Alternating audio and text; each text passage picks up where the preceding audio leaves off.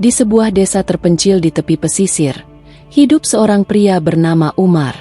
Dahulu, ia hanyalah seorang lelaki sederhana, hidup bersama istrinya, Nur, dan dua anak mereka, Farid dan Aisyah. Kemiskinan yang mereka alami seperti kutukan yang tak berujung. Rumah mereka reot, dengan atap bocor di musim hujan dan dinding yang lapuk dimakan usia. Umar setiap hari bekerja serabutan, tetapi hasilnya selalu tidak cukup untuk memberi makan keluarganya. Hingga suatu hari, segalanya berubah. Kehidupan Umar mulai membaik ketika ia memulai usaha besi tua.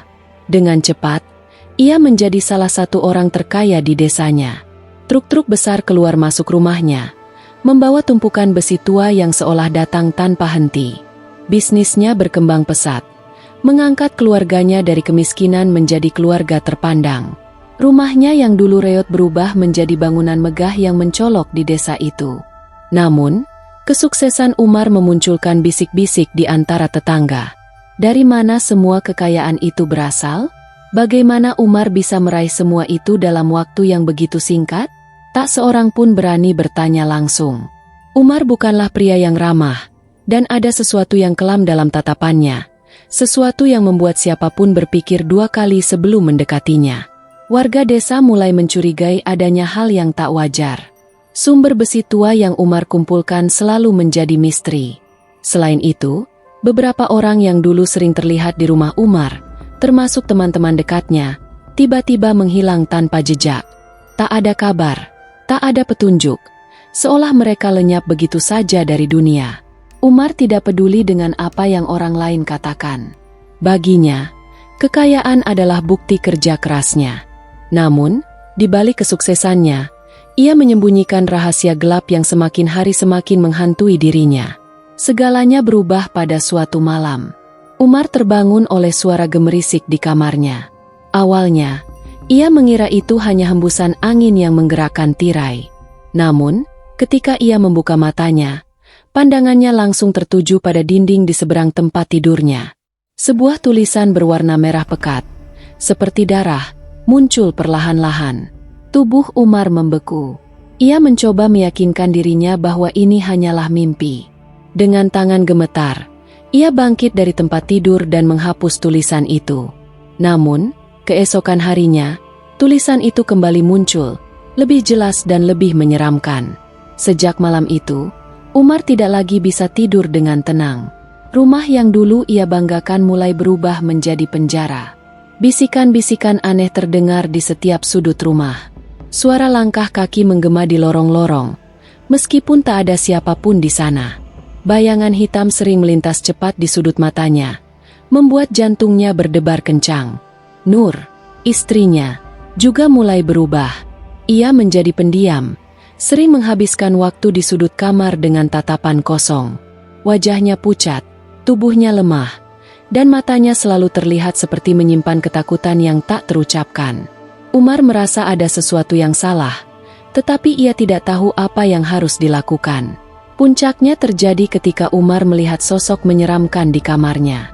Sosok itu berdiri di sudut gelap, tubuhnya besar, hitam pekat, dengan mata merah menyala yang menatap langsung ke arahnya.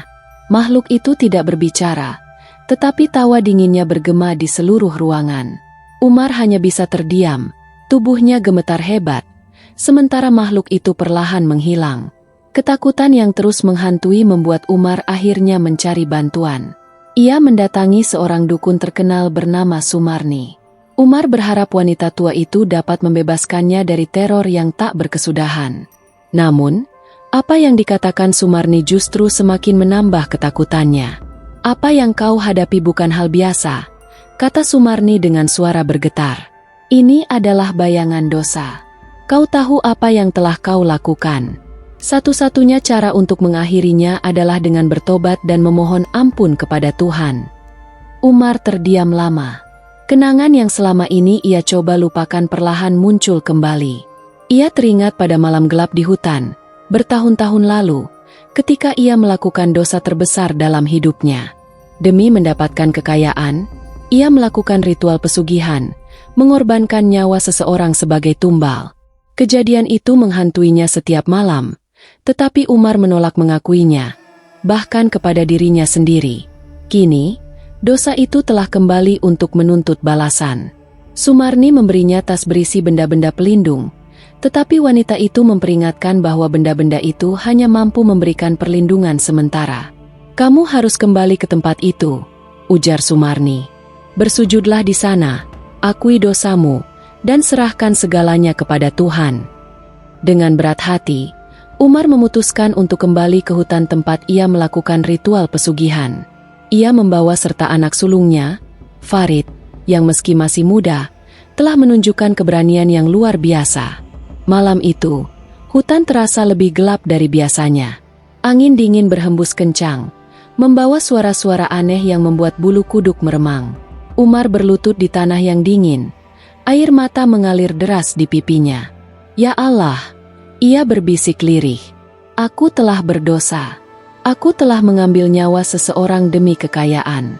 Ampuni aku. Ya Allah, aku tidak ingin ini lagi." Namun, doanya terhenti ketika suara gemuruh terdengar dari kejauhan. Dari balik kabut, sosok besar dengan mata merah menyala muncul. Makhluk itu menatap Umar dengan senyum menyeramkan. "Kau pikir air mata bisa menyelamatkanmu?" Makhluk itu berkata, suaranya bergema di antara pepohonan. "Dosa ini adalah milikmu, Umar. Aku akan mengambil apa yang menjadi hakku." Makhluk itu melompat ke arah mereka. Umar mencoba melindungi Farid, tetapi makhluk itu terlalu kuat. Dalam ketakutannya, Farid mulai membaca ayat-ayat suci yang diajarkan ayahnya. Suara Farid menciptakan lingkaran perlindungan di sekitar mereka, membuat makhluk itu menjerit kesakitan setiap kali mencoba mendekat. Namun, lingkaran itu perlahan melemah.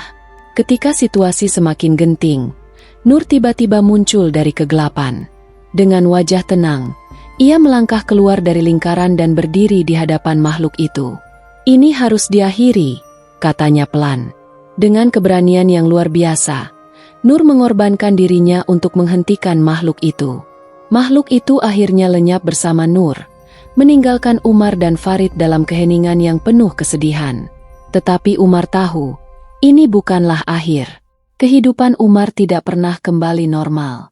Malam-malam di rumahnya masih dipenuhi bisikan-bisikan menyeramkan, suara langkah kaki yang tak terlihat, dan bayangan hitam yang terus mengintai.